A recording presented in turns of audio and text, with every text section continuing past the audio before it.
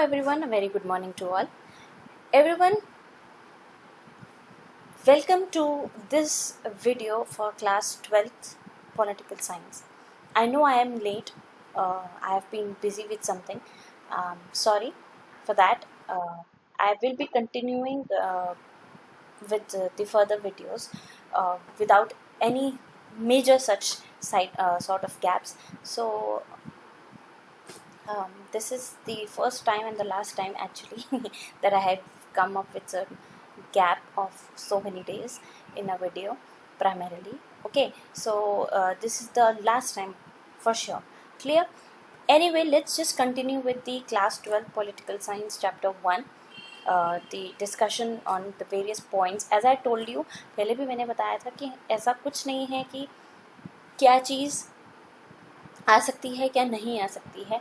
As a student आपको पूरा book पढ़ना है, but what are the important points, जो कुछ इम्पॉर्टेंट डेट्स, कुछ ऐसे इम्पॉर्टेंट इवेंट्स जो कि आपको हर महीने में हर तरीके से याद रखने हैं. That is what we are discussing here. ठीक है, पिछले वीडियो में आई होप आपने पूरी पिछली वीडियो देखी हो. ठीक है, और वो उसमें टॉपिक्स जो मैंने डिस्कस किए हैं, जो टॉपिक्स मैंने पॉइंट्स रखे हैं, आई होप आपको वो इंपॉर्टेंट लगे हों, यूज़फुल लगे हों. स्टिल अगर आपको लगता है कि आप कोई भी और पॉइंट डिस्कस करना चाहते हैं तो you can mention me in the comment section. Moving on, इस थोड़ा सा इस with this video I will be finishing with the entire chapter. ठीक है, हमने यहाँ तक पढ़ लिया था कि लाहौर, अमृतसर एंड कोलकाता जो हैं वो कम्युनल जोन्स बन गए थे. नेक्स्ट इज़, आप जानते हो प्रिंसली स्टेट्स हमारे ब्रिटिश इंडिया जिस तरीके से डिवाइडेड था, वहाँ पे प्रोविंसेस भी थे, वहाँ पे प्रिंसली स्टेट्स भी थी. तो जब इंडिपेंडेंस मिली, ठीक है, उस टाइम पे जब हम इंटीग्रेट करने लगे थे, एक साथ लाने लगे थे, अपने सारे नेशन को बिल्ट अप करने लगे थे.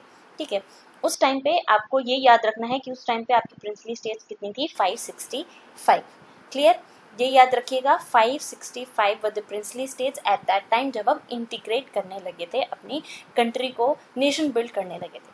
नेक्स्ट, उस टाइम पे डिप्यूटी प्राइम मिनिस्टर एंड साथ ही साथ में ही was the home minister as well was Sardar Patel.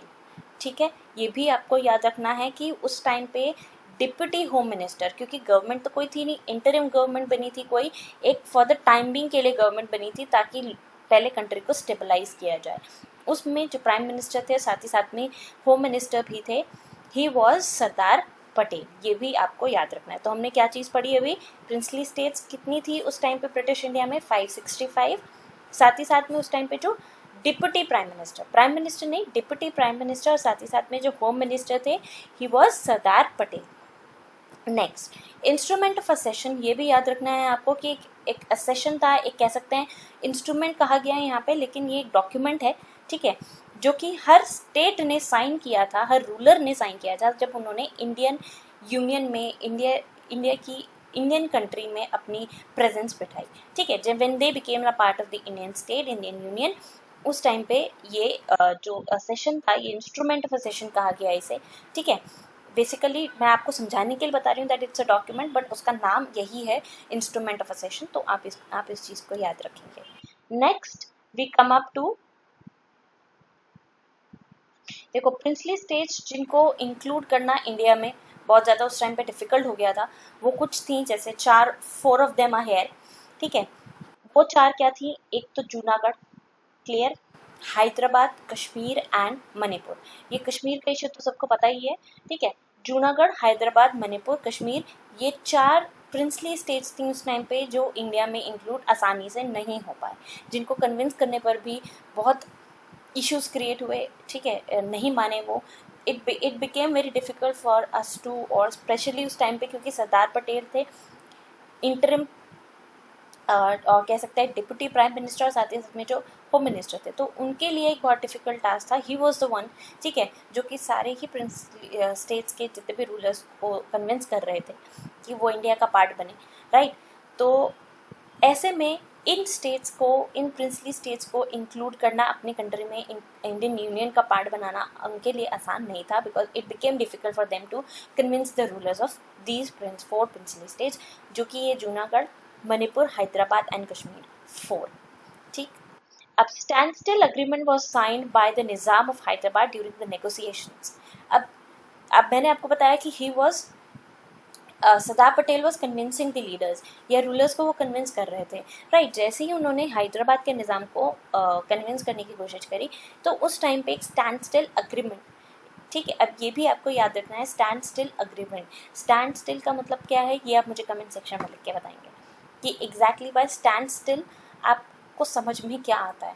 मैं कॉन्टेक्स्ट में बात नहीं कर रही हूँ, I am asking as a word, standstill का मतलब आपके लिए क्या है, आप मुझे कमेंट सेक्शन में लिखेंगे। हाँ, आप मुझे इन कॉन्टेक्स्ट भी लिखना चाहते हैं तो भी आप लिख सकते हैं, you are free to answer anything, ठीक है। स्टैंड स्टिल अग्रीमेंट, ये याद रखना है। 4 प्रिंसली स्टेट्स थी जिनको डिफिकल्ट था इंडिया में इंक्लूड करना, was Junagadh, Hyderabad, Kashmir and Manipur. Then you have standstill agreement that was signed by the Nizam of Hyderabad during the negotiations जब Sardar Patel was trying to convince him. Next, रजाकर्स एक फोर्स थी जो कि निज़ाम कौन होते हैं उस टाइम पे, हैदराबाद या ऐसी जगहों पे जो किंग होते हैं, रूलर होते हैं, उनको निज़ाम कहा जाता है, ठीक है। तो उस टाइम पे जो हैदराबाद में लोगों का ओपिनियन था कि हम इंडिया का पार्ट बने, लेकिन जो किंग था उनका, या जो कह सकते हैं निज़ाम था उनका, ऐसा कोई ओपिनियन नहीं था। So there was a difference. और साथ ही साथ में the people, okay, Hyderabad at that time they were not happy with the Nizam, तो वो भी अपना प्रोटेस्ट कर रहे थे विद अगेंस्ट द निज़ाम। तो इसी चक्कर में निज़ाम सेंट अ फोर्स, ठीक है, और उन्हीं को कहा गया है रजाकर्स। तो ये भी याद रखना है आपको कि एक स्टैंडस्टिल अग्रीमेंट साइन हुआ था जो कि निज़ाम ने साइन किया था जब नेगोशिएशंस सरदार पटेल और निज़ाम के बीच में चल रहे थे। साथ ही साथ में उन्होंने एक अपनी फोर्स, लोगों के अगेंस्ट फोर्स सेंड करी थी, ठीक है, रजाकर्स जिसका नाम था, वो सेंड की थी। तो यहाँ पे ये चीज़ें याद रखनी है आपको। Next, Manipur sign the merger agreement in September 1949। अब जब मर्जर विद व्हाट, मर्जर किससे हुआ, इंडियन यूनियन से। तो जब मणिपुर इंडियन यूनियन का पार्ट बना, तब उन्होंने जब वो अग्रीमेंट साइन किया, वो कब बना, basically when Manipur became a part of India. आप देखोगे हमने 1947 में अटेंड करी थी इंडिपेंडेंस, और साथ साथ में 2 साल हो गए, उसी में हमने अपना टाइम निकाल दिया, और you can say 2 years after independence हमें लग गए अपनी कंट्री को एक साथ लाने में, इस्टेब्लिश करने में, राइट, एक सिरे से बांधने में कह सकते हैं उसको। तो उसमें हम देख सकते हैं मणिपुर 1949, सितंबर 1949 याद रखना है। देखो, आप देखोगे हैदराबाद भी जब इंडियन यूनियन का पार्ट बने तो वो भी सितंबर में बना था, बट ईयर चेंज है, तो ये याद रखना, कंफ्यूज नहीं होना है। हैदराबाद 1948, सितंबर 1948, वहीं Manipur sign the merger agreement in September 1949, ठीक। नेक्स्ट, पोट्टी श्रीमुलु, ओके, पोट्टी श्रीमुलु, इनका नाम याद रखना। He fasted and ultimately he led to his death after 56 days. 56 days के बाद पोट्टी श्रीमुलु उन्होंने फास्ट किया था अगेंस्ट निज़ाम, ठीक है, एंड फाइनली उनकी जब डेथ हुई after 56 days because of fasting, right. तो ये नाम, उनका नाम और कितने दिन की फास्ट थी, फाइनली क्या हुआ, ये चीज़ें आपको यहाँ पे याद रखनी है। I again will repeat it, 4 princely states थी जिनको डिफ़िकल्ट था इंक्लूड कर पाना इंडिया में, Junagadh, Manipur, Hyderabad and Kashmir.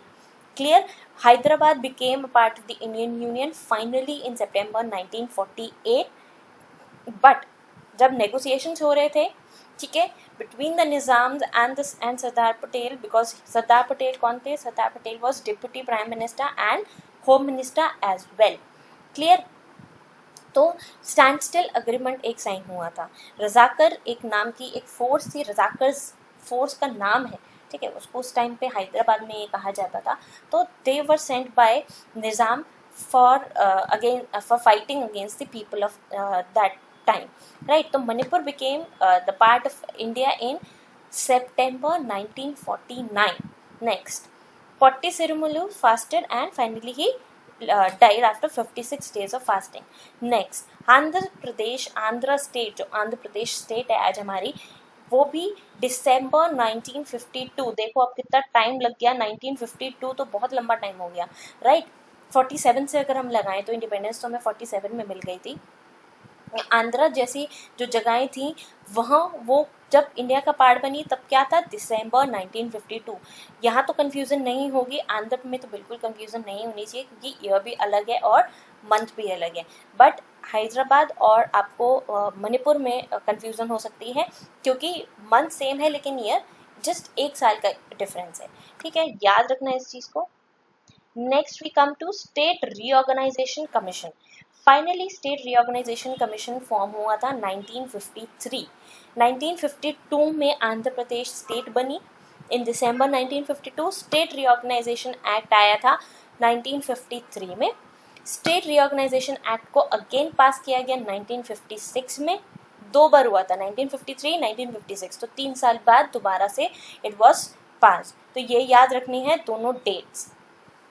Year led to the creation, और इसके चलते ये जो स्टेट रीऑर्गेनाइजेशन एक्ट आया 1956 का, इसके चलते 14 स्टेट्स और 6 यूनियन टेरिटरीज बनी। 14 स्टेट्स एंड 6 यूनियन टेरिटरीज, ये भी याद रखना है। अभी हम हमारी कितनी स्टेट्स और कितनी यूनियन टेरिटरीज हैं ये भी आप मुझे कमेंट सेक्शन में लिखेंगे एज अ होमवर्क। ठीक है, नई वाली पूछी है मैंने, पुरानी वाली नहीं। ठीक, अभी कितनी है प्रेजेंटली, तो आप मुझे वो भी बताएंगे। लेकिन इस स्टेट रीऑर्गेनाइजेशन एक्ट जो कि 2 बार पास हुआ, एक 1953 में, एक 1956 में, इसके चलते क्या हुआ, 14 स्टेट्स और 6 यूनियन टेरिटरीज फॉर्म हुई। Next, linguistic states underline the acceptance of the principle of diversity. देखो बेसिकली क्या प्रॉब्लम थी, क्यों स्टेट्स मर्ज नहीं हो पा रही थी आसानी से इंडिया में, क्योंकि लिंग्विस्टिक डाइवर्सिटी थी। हर और या फिर ये रीज़न अगर कोई पूछा जाए कि आंध्र प्रदेश को इतना टाइम क्यों लगा इंडिया का पार्ट बनने में, ठीक है, क्योंकि 1952 में वो पार्ट बना। तो ऐसा क्यों था, क्योंकि लिंग्विस्टिक डाइवर्सिटी, लिंग्विस्टिक मतलब क्या, लैंग्वेज है ना। तो हमें तो पता है कि इंडिया में वैसे भी कितनी डाइवर्सिटी है, लेकिन लैंग्वेज वाइज जो डाइवर्सिटी है वो भी बहुत ज़्यादा वाइब्रेंट है, और उस टाइम पे तो बहुत ज़्यादा थी। And everyone was trying to protect themselves. ठीक है, क्योंकि हमने जस्ट पार्टीशन एक्सपीरियंस किया और साथ ही साथ पार्टीशन के चलते हमने वॉयलेंट राइट्स भी एक्सपीरियंस किए। तो उसी सब के चलते लोग अपनी लैंग्वेज, अपने कल्चर, अपनी ट्रेडिशंस को बचाना चाहते थे। एंड दैट इज़ वाई उनकी लिंग्विस्टिक ग्राउंड्स पर, हमने पहले भी पढ़ा था कि लिंग्विस्टिक ग्राउंड्स पर जो स्टेट्स की फॉर्मेशन होनी थी, नेशन की बिल्डिंग होनी थी, वो स्टेट्स की वो लैंग्वेज के बेसिस पर होनी थी। तो इसी के चलते लोगों ने अपनी लैंग्वेज से रिलेटेड बहुत फाइट किया, प्रॉब्लम्स क्रिएट हुई कि कैसे हम लैंग्वेज के बेसिस पे, तो बहुत ज़्यादा दिक्कतें आ जाएंगी। तो हर उसी टाइम पे फिर सरदार पटेल की एंट्री हुई and he was given the task to convince the people of various princely states कि आप हमारे इंडियन यूनियन का पार्ट बने। और साथ ही साथ में ये एफर्ट्स भी लगाए उन्होंने कि किस तरीके से हम इनके लिंग्विस्टिक डाइवर्सिटी को एक्सेप्ट करके और रिस्पेक्ट करते हुए हम इनको एक साथ लेकर आएंगे। राइट, तो लिंग्विस्टिक स्टेट्स जो थी वो क्या एक्सेप्ट क्या करती है, एक्सेप्ट मतलब किसी चीज़ को अग्री करना, हमने मान लेना, स्वीकार लेना। क्या किया, प्रिंसिपल ऑफ डाइवर्सिटी। ऑब्वियसली बात है, हमारी डाइवर्सिटी, हमने इस प्रिंसिपल को एक्सेप्ट किया है, रिस्पेक्ट किया है, हमारी स्टेट्स लिंग्विस्टिक बेसिस पर बनी। ठीक, नेक्स्ट, बाइलिंगुअल स्टेट्स। उस टाइम पे बाइलिंगुअल क्या होता है, जब 2 लैंग्वेज बोली जाती हैं एक स्टेट में या एक इंसान। जैसे आई एम बाइलिंगुअल, हम सब कहीं ना कहीं बाइलिंगुअल है, हम हिंदी भी बोल सकते हैं, हम इंग्लिश भी बोल सकते हैं, और कुछ लोग उससे ज़्यादा लैंग्वेजेस भी बोल सकते हैं। राइट, तो हम लोग बाइलिंगुअल हैं जब दो लैंग्वेजेस बोल सकते हैं। तो उस टाइम पे बॉम्बे के साथ साथ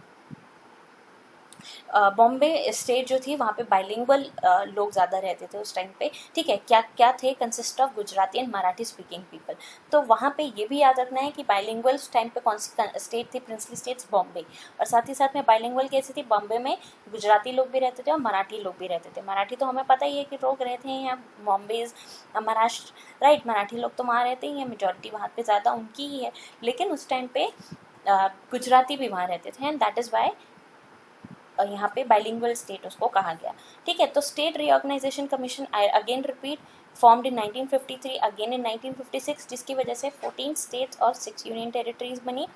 बाइलिंगुअल बॉम्बे स्टेट थी जिसमें 2 लैंग्वेजेस बोलने वाले लोग रहते थे, एक गुजराती और एक Marathi. Next, finally the state of Maharashtra and Gujarat.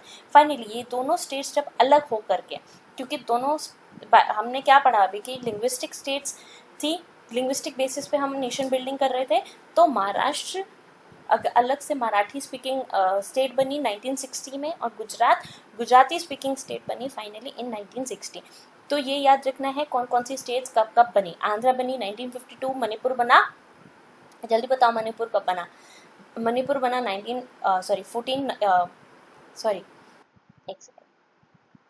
Manipur बना 1949 में और हैदराबाद बना 1948 में, है ना। तो फाइनली ये सारे स्टेट्स देखो अब कितने कितने टाइम बाद भी हमारी स्टेट्स फॉर्म हो रही हैं, ठीक है। Finally the state of Maharashtra and Gujarat was created in the year 1960। Punjab कब बना, अगेन हम Punjab, again Punjabi speaking state बनी 1966 में, वो तो और भी लेट बनी। Meghalaya carved out of Assam in 1972, Manipur and Tripura too in the same year, ठीक है। Chhattisgarh, Uttarakhand and Jharkhand were created in 2000। तो ये तो इतने टाइम तक बेसिकली हम कह सकते हैं इंडिपेंडेंस के इतने टाइम तक भी हमारी नेशन बिल्डिंग ही चलती रही। क्लियर। तो ये सब याद रखना है आपको कि कब बॉम्बे एंड महाराष्ट्र, या कह सकते हैं महाराष्ट्र एंड गुजरात कब बना, 1960। पंजाब बना 1966 में, मेघालय 1972 में असम से अलग हुआ, उसी टाइम पे त्रिपुरा और मणिपुर भी बना, and finally Chhattisgarh, Jharkhand and Uttarakhand बने 2000 में, इन द ईयर 2000। तो ये चीज़ें आपको याद रखनी है एवरीवन। ये सब डेट्स, ये सारे years, you have to keep them, आपको इनको याद रखना है, ठीक है। ये बहुत इंपॉर्टेंट है। These are part of your 1 marks of MCQ question. These are very scoring if you remember them, ठीक है। तो मैं इसके लिए एक क्विक रिकैप आपके लिए लेकर आऊँगी, ठीक है, बहुत जल्द। And after that we will be coming up with another with the second chapter, ठीक। तो stay tune if after this, if you want anything to be discussed, कोई टॉपिक है, कोई डेट है, कोई इंपॉर्टेंट ऐसा कुछ लगता है आपको कि आप मुझसे डिस्कस करना चाहते हैं या आई शुड डिस्कस इट, तो आप मुझे कमेंट सेक्शन में लिख सकते हैं। I hope that you found this video very useful, and if so please hit the like button and subscribe to the channel. Okay, so class 11 students, one reminder for you all कि हम जल्दी से जल्दी आपकी second video के साथ में आऊँगी फॉर चैप्टर 3, ठीक है, जल्द से जल्द। So keep liking, keep subscribing, everyone. Thank you.